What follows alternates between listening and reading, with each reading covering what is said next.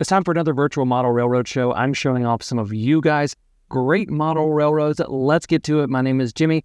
I am still drinking some of that Members Mark coffee. Members Mark, not Makers Mark. And this is Coffee and Trains. I want to give a big thank you to this week's sponsor, Model Railroad Academy. They have all sorts of videos, tutorials, tips, and tricks for all sorts of model railroading things. You can check them out at the link in the description. And right now, you can get your first full year of premium membership for $1.49. That's like 90% off of what the normal price is. And you can check that out at the link in the description below. It's Model Railroad Academy. Thank you so much for sponsoring this video. If you want to tell me what kind of coffee you are drinking and be featured just like these guys right here, you can do that in the comments below. And who knows, you might see your name pop up on an episode of Coffee and Trains. Also, this is the Virtual Model Railroad Show. I do this every month. And if you want to enter your model railroad in the Virtual Model Railroad Show, you can stay tuned till the end, and I will tell you how to do that. Cheers, guys. This submission is from Jeff Piper. Jeff is from the UK, and he's showing off his thin bridge. It's his first real layout, and it's a lovely little switching layout, and I love seeing this. I love showing switching layouts because a lot of times people think that they need to have some sort of massive loop or big 4x8 table or something like this, and a switching layout can get you so much fun and so much modeling opportunity in a relatively small package, and this is a perfect example of this. I love the work that he's done on all the brickwork up there with all of the vegetation coming through. I love the track work. I love the way the cars look and everything just looks really, really nice, and this is in a relatively compact space. Great job. Kevin Kerner sent this one in. Kevin has a really nice layout going on here under construction. You can see he has that Silver Streak Zephyr going around. This reminds me a lot of the Mountain Valley Scenery kit from Woodland Scenics, a great starter kit. But I love that little path you have going up the hill as well. A lot of cool stuff. Good job on those tunnel portals and everything, but just a lot of fun going on here. I love all of the different sidings. It looks like it does a double around, which looks really, really good. And what I think you have going on is going to look really cool once you have finished it. Great job, Kevin. Check out this one from Maloney.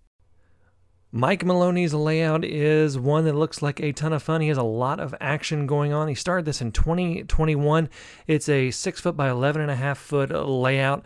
DCC. He does have a capability to run DC on it as well. And he says he does prefer more realistic cars on it, but he also doesn't mind the occasional Tyco or Cox product as well. He said he retired a little over 3 years ago and decided he'd build this with the nickel silver and a DCC setup. So great job, Mike. Looks like you're having a ton of fun with this, and I can't wait to see more progress shots on it. Check out this railroad from Scott Gatau.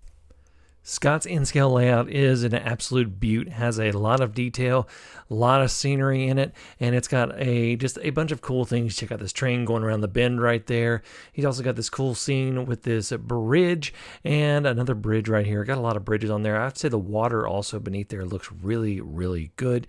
And you also have this, looks like a power plant and substation scene. That looks really, really neat too. And then here's a shot of some trains going around his layout. But this is just really, really cool. I like the fact that you've done some night lighting in here as well. So great job, Scott. I cannot wait to see more. Michael Bucheri sent this one in.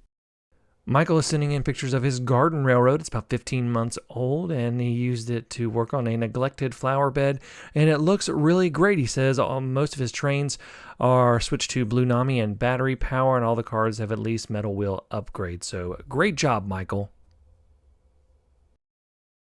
This railroad is from Brian Duncan. Brian has the classic 30 by 80 hollow core door layout, loosely based on the Elmira branch of the Pennsylvania Railroad, and he has done a lot of great work, especially with his hill and mountain scenery. It looks really, really good. His city is still under construction but you can already tell it's going to be a really great city. A lot of cool scenes here. Love this little river scene right here. Looks really good. He says he likes to do some mainline operations and just running trains with some switching. Nice little mix. There's an opportunity for switching right there with the coal mine. And this just looks really, really great. I love all of the detail that you have put into this. And you also have your city under construction, which looks really great as well. Great job, Brian. I can't wait to see when the city's done. Walt Lumley sent this railroad in. Walt is restarting back in the hobby at the age of 81, and this is what he is working on. Has in scale with Gatau, Unitrack, has a lot of stuff done right here. Great job, Walt. Can't wait to see more. Nicholas Angelo sent this submission in.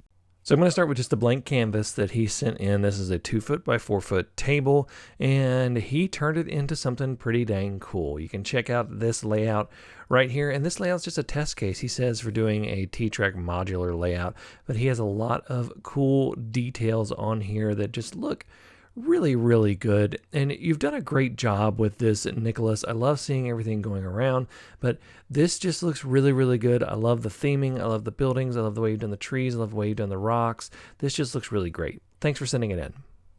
Alexander Plantinoff sent this one in. Alexander's layout is this lovely little display. It is in scale, 2-foot by 4-foot. It only weighs 13 kilograms, so probably just under 30 pounds.